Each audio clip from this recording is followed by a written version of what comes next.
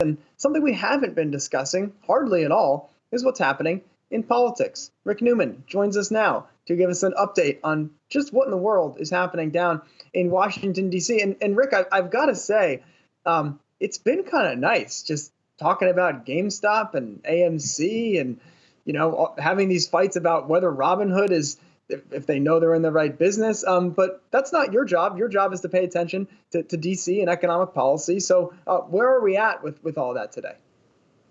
Well, I mean, the big story this week, and it's going to be the big story for a while, is this giant split, this fracture really in the Republican Party with what's going on with Representative Marjorie Greene. She's the QAnon conspiracy theorist, and there's this question of whether she should sit on these couple of committees. This has no effect on policy, but what's going on is the Republicans have a giant identity crisis with these sort of kooks, the fringy kooks, taking up, let's say, 40% of the party.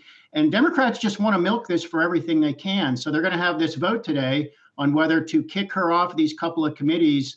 And again, this doesn't really have much effect on any policy, but Democrats want to do this because they want to put every Republican on record saying, do you support this woman and think she should stay on the committees, or do you think she should get kicked off and she should not be the face of the Republican Party? So Democrats are going to be doing everything they can during the next 2 years to make Marjorie Taylor Greene and other people like her, the fringe of the GOP, if you will, try to make them the face of the Republican Party, and hopefully use that to their benefit in the midterm elections in 2022.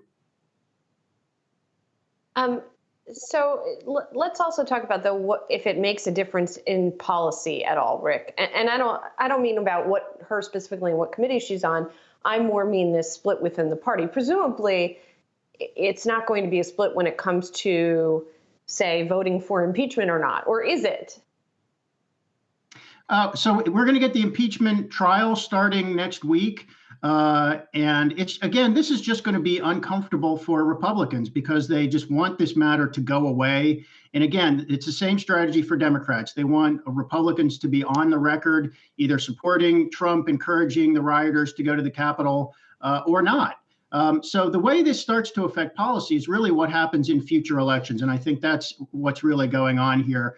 The sort of wish list for Democrats is to portray Republicans as fringy as possible, as extremist as possible. And then if they start to nominate in the primary elections in 2022, some kind of candidates who can win the primaries but can't win in a general election, then Democrats pick up seats.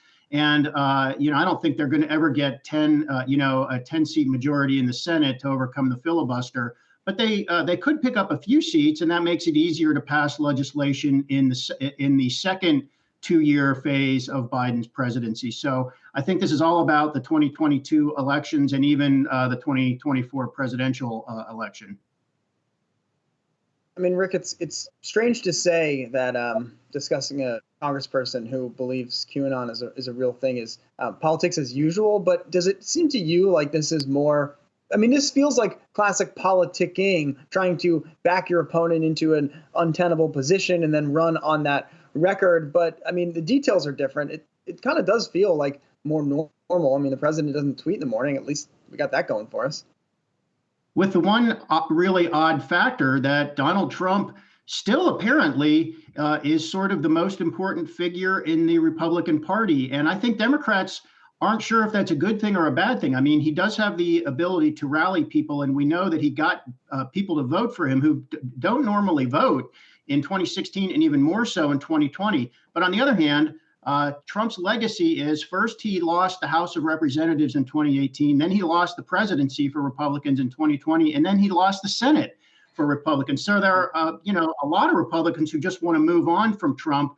But you've got, this Trump faction proves that there's, ongoing loyalty to Trump, and how the Republicans get out of this in the next 2 years or 4 years, I really don't know. I think they're just going to remain kind of a party at war with itself.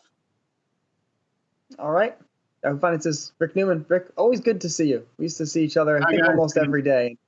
Now it's just a rare, fleeting moment in the Skype hangout. Rick, I'll be back. Be in touch soon.